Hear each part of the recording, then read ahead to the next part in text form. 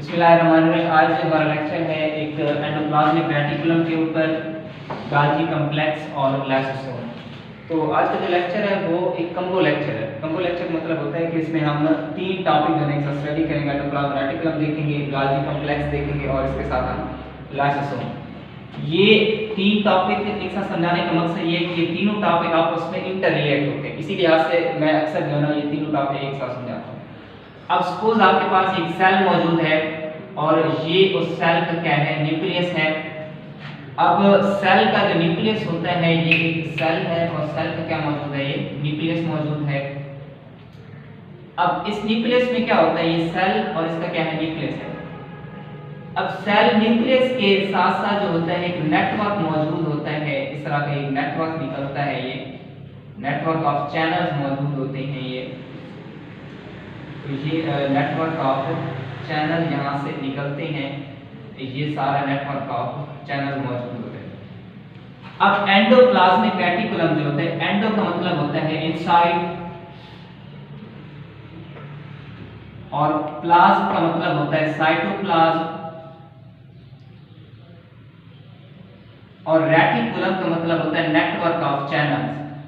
कि ये network of channels होता है जो कि सेल के साइटोप्लाज्म के अंदर मौजूद होता है।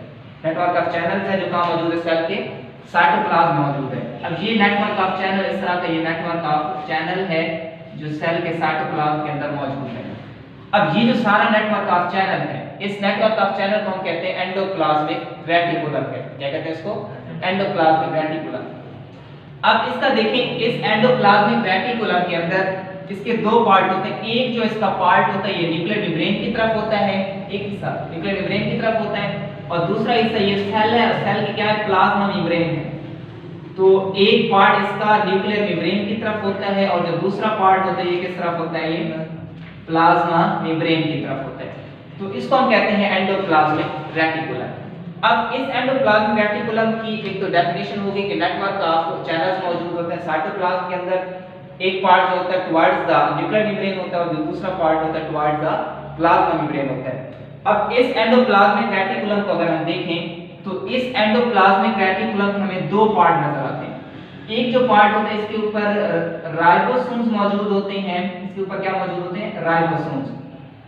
इसके ऊपर राइबोसोम्स मौजूद होते हैं। तो राइबोसोम्स की मौजूदगी की वजह से इस पोर्शन को हम कहते हैं रफ एंडोप्लाज्मिक रेटिकुलम।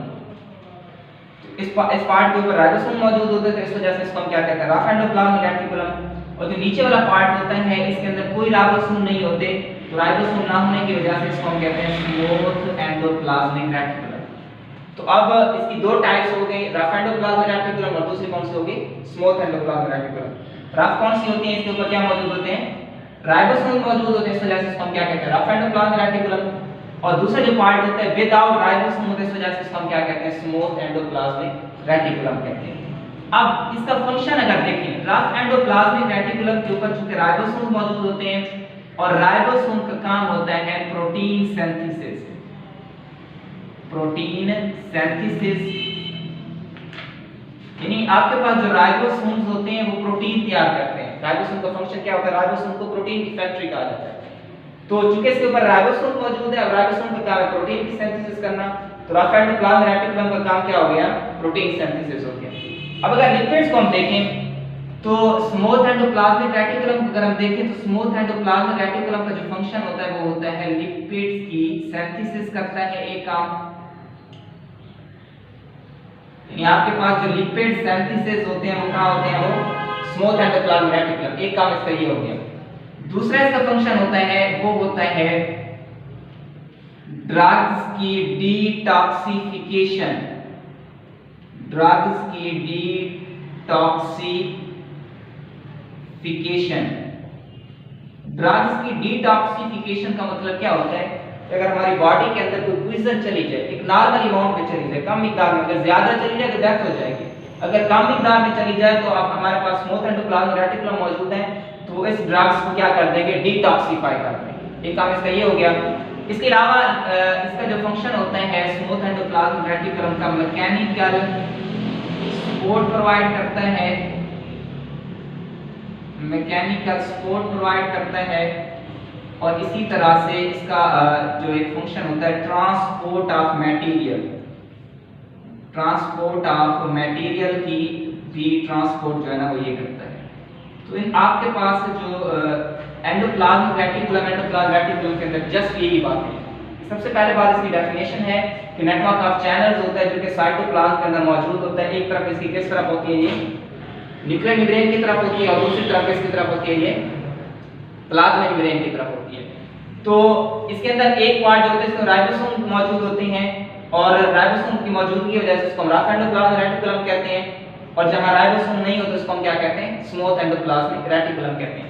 तो जो कि राइबोसोम प्रोटीन की फैक्ट्री होती है, इसीलिए इसका काम क्या हो गया, प्रोटीन सिंथेसिस हो गया। स्मूथ एंडोप्लाज्मिक रेटिकुलम का lipid synthesis, drugs detoxification, mechanical support और ट्रांसपोर्ट ऑफ मटेरियल, मटेरियल की क्या करते हैं, ये ट्रांसपोर्ट करते हैं। अच्छा, तो ये हमारे पास हो गया जी एंडोप्लाज्मिक रेटिकुलम हो गया। अब नेक्स्ट हमारे पास टॉपिक है गाल्जी कॉम्प्लेक्स। इसको गाल्जी कॉम्प्लेक्स भी कहते हैं, गाल्जी बॉडीज भी कहते हैं, गाल्जी बॉडीज भी इसको कहते हैं, और इसी तरह से गाल्जी वेसिकल भी इसको हम कहते हैं, गाल्जी वेसिकल। अब गाल्जी वेसिकल क्या होते हैं, गाल्जी वेसिकल आपके पास ये होता है कि इसको अगर यहाँ पे मैं रेस कर दूं, गाल्जी वेसिकल जो होती हैं ये देखिए, गाल्जी वेसिकल यही एक हमारे पास जो होता है वो ये सेल मौजूद है, और सेल के अंदर क्या मौजूद होते हैं, गाल्जी वेसिकल मौजूद होती है। सारा हमारे पास सेल मौजूद है। इसी तरह से ये क्या है, एंडोप्लाज्मिक रेटिकुलम है, ये ऊपर वाला रफ है और नीचे वाला क्या है, ये आर, ये रफ एंडोप्लाज्मिक रेटिकुलम, और नीचे वाला कौन सा है, स्मूथ एंडोप्लाज्मिक रेटिकुलम। अब जो गाल्जी बॉडीज होती हैं, गाल्जी बॉडीज जो होती हैं ये फ्लूइड, इसके अंदर ये कौन सी होती है, फ्लूइड, फ्लूइड फिल्ड फ्लैटेंड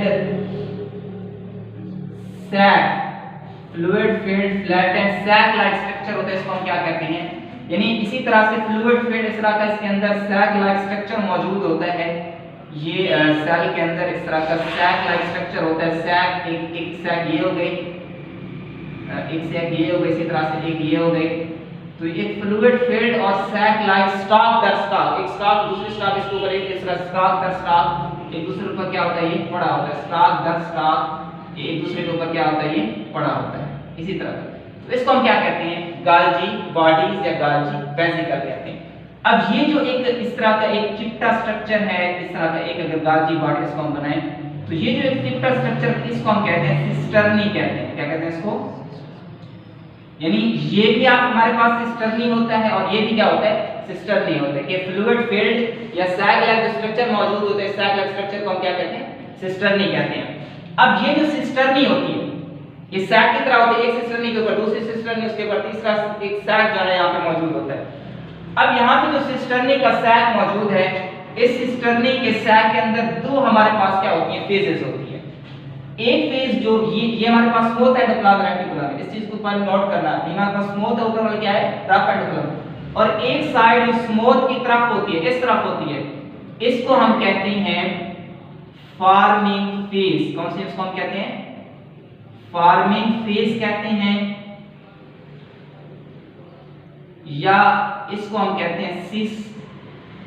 और ये जो होती है ना, ये हमारे पास कन्वेक्स होती है, इसकी शेप कैसे होती है, ये कन्वेक्स। तो ये दो एक फेज हो गई जो कि towards the smooth endoplasmic reticulum होती है, एंडोप्लाज्मिक रेटिकुलम की तरफ होती है, इसको हम फार्मिंग फेज कहते हैं, सिस कहते हैं, और इसकी शेप किस तरह से होती है, ये कन्वेक्स होती है। एक हमारे पास ये हो गई, और दूसरी जो कि इस तरफ होती है, इसको हम क्या कहते हैं, ये हमारे पास हो गई ट्रांस हो गई, इसको ट्रांस कहते हैं, और इसको हम कहते हैं मैच्योरिंग फेज, मैच्योरिंग फेज। और ये जो होती है कनकेव होती है, ये हमारे पास क्या होती है, कनकेव। तो इसकी गाल्जी बॉडीज की डेफिनेशन होगी कि fluid field sac like structure होता है, इसको हम क्या कहते हैं, सिस्टर्नी, और इसकी दो फेजेस, एक टुवर्ड्स स्मूथ एंडोप्लाज्मिक रेटिकुलम होता है, इसको हम फार्मिंग फेज कहते हैं, और जो आउटसाइड होता है इसको हम क्या कहते हैं, मैच्योरिंग फेज। फार्मिंग फेज जो होती है वो कन्वेक्स होती है, और ये क्या होती है, ये इसकी शेप क्या होती है, कनकेव होती है। अब जो मैंने स्टार्ट में एक बात कही थी कि हम तीनों टॉपिक एक साथ पढ़ाते हैं, तो इसका मकसद ये होता है कि तीनों रिलेटेड है। क्या किस तरह से रिलेटेड है वो हम देखते हैं। देखें, रफ एंडोप्लाज्मिक रेटिकुलम के अंदर, इसके अंदर प्रोटीन बनी। क्या चीज बनी इसके अंदर? प्रोटीन बनी। अब मिसाल के तौर पर ये आपके पास एंडोप्लाज्मिक रेटिकुलम है और इस एंडोप्लाज्मिक रेटिकुलम के साथ राइबोसोम अटैच है। क्या अटैच है? ये राइबोसोम। और इस राइबोसोम ने प्रोटीन की सिंथेसिस की। किसकी सिंथेसिस की? प्रोटीन की। अब ये प्रोटीन सिंथेसिस जो हो गई, अब यहाँ पे पॉइंट क्लियर करें वो ये है कि आपके पास जब प्रोटीन सिंथेसिस हो गई, जो राइबोसोम मौजूद है वो तो एंडोप्लाज्मिक रेटिकुलम की सरफेस के ऊपर मौजूद है, सरफेस के ऊपर मौजूद है ना। तो अब इसके अंदर कैसे आएगी? इसके अंदर आने के लिए यहाँ पे पोर्स मौजूद होते हैं, चैनल्स मौजूद हैं। इन चैनल के जरिए जो प्रोटीन होती है वो यहाँ पे जो प्रोटीन होती है वो प्रोटीन अब यहाँ पे इसके अंदर जो है वो आ जाती है एंडोप्लाज्मिक रेटिकुलम के अंदर। अब रफ एंडोप्लाज्मिक रेटिकुलम के अंदर प्रोटीन बनी। अब यहाँ से जब प्रोटीन बनी, अब इस प्रोटीन को रफ पे बनी। कहाँ पे बनी? ये रफ एंडोप्लाज्मिक रेटिकुलम। रफ से फिर किस में आ गई है? स्मूथ में। और स्मूथ ने इसको क्या किया? ये पैक किया, स्मूथ ने इसको सेक्रीट कर दिया और ये स्मूथ ने इसको ट्रांसपोर्ट किया किसकी तरफ? ये गाल्जी बॉडीज की तरफ। किसकी तरफ ट्रांसपोर्ट किया इसको? गाल्जी बॉडीज। अब गाल्जी बॉडीज की जो आउटर साइड फेज है आपके पास कौन सी है? Formic phase. तो ये जो प्रोटीन यहाँ पे बनी है वो इसकी गाल्जी बॉडीज की फार्मिक फेज के साथ क्या हो जाएगी? मिल जाएगी। फार्मिक फेज के साथ मिलेगी। अब आगे फिर इसका फंक्शन स्टार्ट हो जाता है। इसके फंक्शन के अंदर देखें, गाल्जी बॉडीज का जो फंक्शन होता है, यहाँ पे तीन बातें होती हैं। ट्रांस यानी पैकिंग करना, मटेरियल जो मौजूद होता है, मटेरियल जो यहाँ से आता है रफ से स्मूथ की तरफ, स्मूथ से फिर यहाँ पे आता है, रिलीज होता है, रिलीज होने के बाद ये फिर ट्रांसपोर्ट कर दिया जाता है ये फार्मिक फेज की तरफ। किसकी तरफ? ये फार्मिक फेज। तो जब ये फार्मिक फेज की तरफ जाते हैं तो यहाँ पे मटेरियल को क्या किया जाता है? पैक किया जाता है, ठीक है ना। एक खूबसूरत पैकिंग, उसको शक्ल में ढाला जाता है, खूबसूरत शक्ल में ढाला जाता है। तो अब इसको पैकिंग किया जाता है। पैकिंग करने के बाद इसको प्रोसेसिंग की जाती है, यानी अगर यहाँ पे उसको यूज होना है तो यहाँ पे यूज किया जाता है, अगर यहाँ पे यूज नहीं होना तो उसको बाहर फिर क्या किया जाता है? खारिज किया जाता है। इस तरह इधर आ जाता है। अगर यहाँ भी उसने यूज नहीं होना तो इसको सेल से बाहर की बात पर क्या किया जाता है? उसको खारिज कर दिया जाता है। तो पैकिंग करता है गाल्जी बॉडीज, प्रोसेसिंग करता है और लास्ट में इसकी क्या करता है? ये सेक्रीशन करता है। तो गाल्जी बॉडी आपके पास तीन काम करता है। जो वेसिकल आता है स्मूथ एंडोप्लाज्मिक रेटिकुलम को उसकी पैकिंग करना, उसको प्रोसेस करना, अगर वहीं यूज होना तो वहीं यूज करता है, और ये बाद में इसको सेल से बाहर क्या कर देता है? वो सेक्रेट कर देता है। एग्जांपल जो बुक के ऊपर दी गई है वो ये है कि सपोज जो पैंक्रियाज होता है, पैंक्रियाज जो होता है वो ग्रेन्यूल्स सेक्रेट करता है। क्या खारिज करता है? ये ग्रेन्यूल्स। अब इस ग्रेन्यूल का जो प्रोटीन पार्ट होता है वो इधर तैयार होता है रफ एंडोप्लाज्मिक रेटिकुलम में। रफ एंडोप्लाज्मिक रेटिकुलम से फिर किस में आएगा? स्मूथ एंडोप्लाज्मिक रेटिकुलम में, और स्मूथ से फिर किस में? फार्मिक फेज, और फार्मिक फेज से फिर ये बॉडी से इसको गाल्जी बॉडीज बाहर क्या कर देगी? सेक्रेट कर देगी। तो इन शॉर्ट आपके पास गाल्जी बॉडीज जो होती हैं, यानी गाल्जी बॉडीज हमारे पास fluid filled flattened sac like structure होता है। इसको हम क्या कहते हैं? गाल्जी बॉडी सैक दर सैक एक दूसरे के ऊपर पड़ी होती हैं, और इसकी दो फेज होती है। फार्मिक फेज जो कि स्मूथ एंडोप्लाज्मिक रेटिकुलम की तरफ होती है और इसको सिस भी कहते हैं, और ये क्या होती है? कन्वेक्स होती है। और जो दूसरी फेज होती है इसको हम मैच्योरिंग फेज कहते हैं, और ये ट्रांस होती है, और ये क्या होती है? अपोजिट साइड के ऊपर होती है। तो मटेरियल जो तैयार होता है रफ के अंदर बनता है, फिर स्मूथ इसको ट्रांसपोर्ट करता है इसकी फार्मिक फेज की तरफ, और जो गाल्जी बॉडीज होता है इसको पैक करता है, प्रोसेस करता है, और प्रोसेस करने के बाद बॉडी से बाहर इसको क्या कर देता है? ये सेक्रेट कर देता है। तो जस्ट इसका यही फंक्शन होता है। अब नेक्स्ट हमारे पास होता है जी लाइसोसोम। लाइसोसोम को समझने के लिए इन दो डायग्राम का होना लाजमी है। इन दो डायग्राम के बगैर आप लाइसोसोम को नहीं समझ सकते। अब ये आपके पास रफ एंडोप्लाज्मिक रेटिकुलम, ये स्मूथ, और ये क्या हो गई? ये गाल्जी बॉडीज हो गई। अब लाइसोसोम को समझने के लिए सबसे पहले हम देख लेते हैं लाइसोसोम होते क्या हैं। यानी लाइसोसोम को हम देख लेते हैं कि सबसे पहले लाइसोसोम क्या होते हैं। अब लाइसो का मतलब होता है स्प्लिटिंग। लाइसो मतलब क्या होता है? स्प्लिटिंग। और सोमा का मतलब क्या होता है? बॉडी। सोमा का मतलब होता है बॉडी, यानी ऐसी बॉडी होती है, जो कि स्प्लिटिंग का काम करती है। स्प्लिटिंग मतलब ये होता है कि लाइसोसोम जो होती है ना, वो सेल के अंदर डिग्रेडेशन का काम करते हैं, तोड़-फोड़ का काम करते हैं।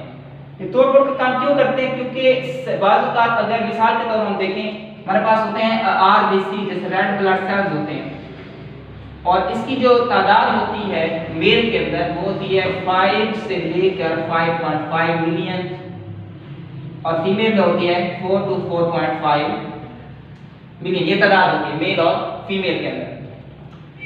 इस आरबीसीज की एज होती है 120 डेज। कितना होती है ये? 120 दिन के बाद ये आरबीसीज क्या हो जाते हैं? मर जाते हैं। अब इस आरबीसीज को जब सेल के अंदर मार गया तो कौन मारता है इसको? डिग्रेडेड कौन करता है? ये लाइसोसोम करते हैं।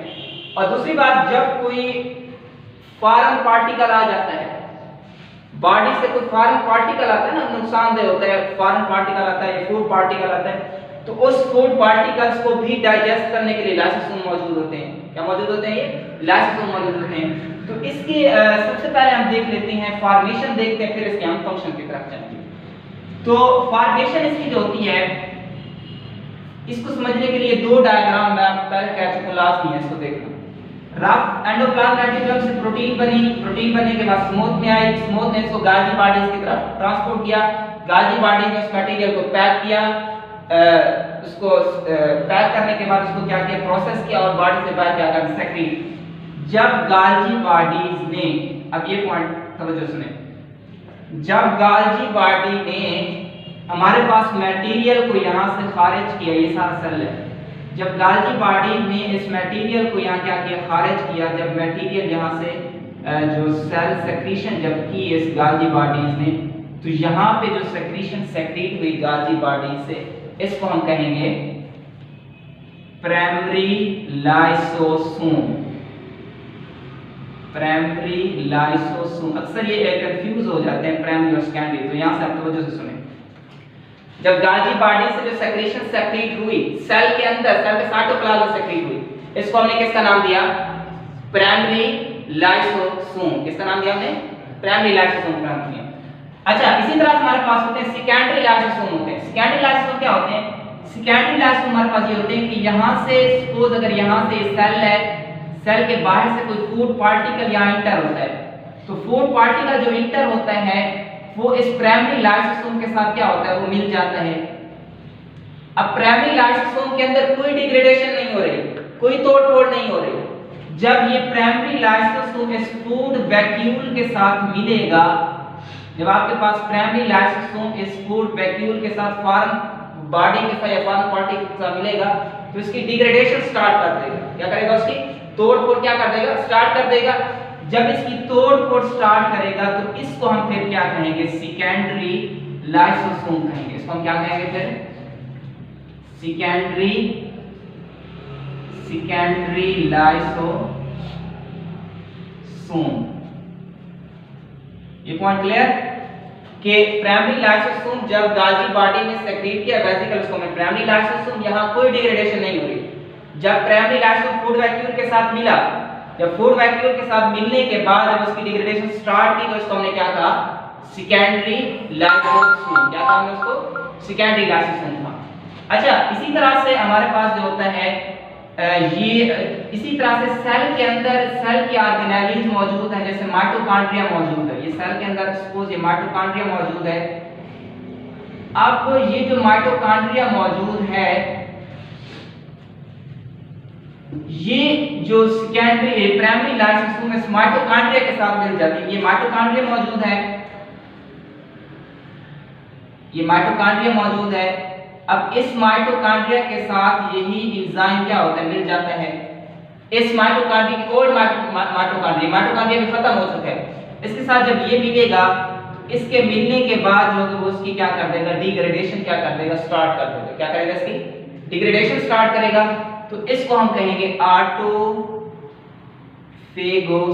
कहेंगे। क्या कहेंगे उसको?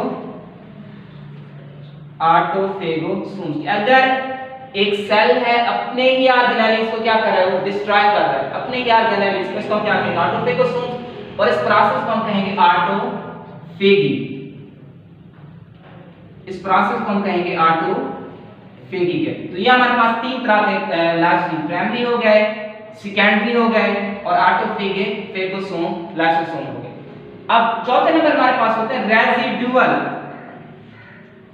चौथे नंबर हमारे पास होते हैं रेजिडुअल लाइसोसोम्स। रेजिडुअल क्या होते हैं? जब इस एंजाइम ने इस माइटोकॉन्ड्रिया की डिग्रेडेशन की तो यहाँ पे कुछ मटेरियल बाकी बच जाता है। क्या बच जाता है? कुछ मटेरियल बाकी बच जाता है। इसको हम क्या कहते हैं? रेजिडुअल लाइसोसोम कहते हैं। क्या कहते हैं इसको? जब मटेरियल बाकी बच जाता है इस मटेरियल को हम क्या कहते हैं? रेजिडुअल लाइसोसोम कहते हैं। तो ये चार तरह के प्राइमरी हो गए जो डिग्रेडेशन नहीं करता, गाल्जी बॉडी सेक्रेट होते हैं, जब फूड वैक्यूम के साथ मिलकर सेकेंडरी बना देता है, अगर अपने ही ऑर्गेनाइज के साथ मिलेगा उसको डिग्रेड करेगा तो वो क्या बन जाएगा? ऑटोफेगोसोम कहेगा और इस प्रोसेस को हम ऑटोफेगी कहेंगे। और रेजिडुअल क्या होते हैं? जो बाकी बच जाता है उसको हम क्या कहते हैं? रेजिडुअल लाइसोसोम कहते हैं। अब लाइसोसोम का यहीं से आप फंक्शन देख लें। यहीं से इसका फंक्शन क्या होता है? इंट्रासेलुलर डाइजेशन भी करता है सेल के अंदर और बाज़ औक़ात ये एक्स्ट्रा सेलुलर डाइजेशन भी करता है। तो दोनों डाइजेशन, इंट्रासेलुलर भी करता है और इसके साथ ये एक्स्ट्रा सेलुलर डाइजेशन का फंक्शन भी परफॉर्म करता है। इसी तरह से ये ऑटोफेगोसोम है, सेल के ऑर्गेनेल्स को क्या कर देता है? ये डिस्ट्रॉय कर देता है। और इसी तरह से इसके फंक्शन के अंदर दो डिजीजेस होती हैं वो हम देखते हैं। स्टोरेज डिजीज होती हैं, दो तरह की हमारे पास स्टोरेज डिजीज होती हैं। वो स्टोरेज डिजीज जो होती हैं, एक डिजीज का नाम होता है टे सॉज डिजीज।